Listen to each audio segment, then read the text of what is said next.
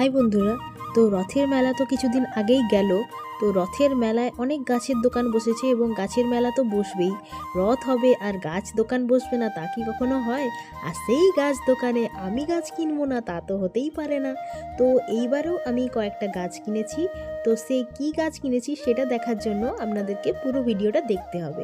তো আপনারা এখানে দেখতেই পাচ্ছেন কি কি গাছ আছে। এই যে আমি কিনে নিয়েছি দুটো গাছ এবং আরেকটাও পরে কিনেছি। তো এই যে একটা হচ্ছে লেবু গাছ কিনেছি, খুবই কম দামে, মোটামুটি 100 টাকায় পেলাম সারা বছরের সিজনাল লেবু গাছ। দুটো তিনটে লেবু ধরেও আছে।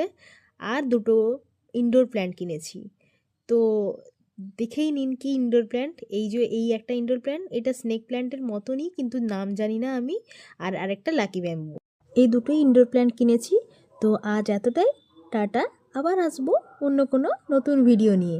তো প্লিজ আমার ভিডিওটা ভালো লাগলে আমার চ্যানেলটাকে সাবস্ক্রাইব করবেন এবং আমার ভিডিওটা ভালো লাগলে লাইক করবেন। এবং আপনারা কারা কারা গাছ কি গাছ কিনলেন রথের মেলায় কমেন্ট একটু জানাবেন।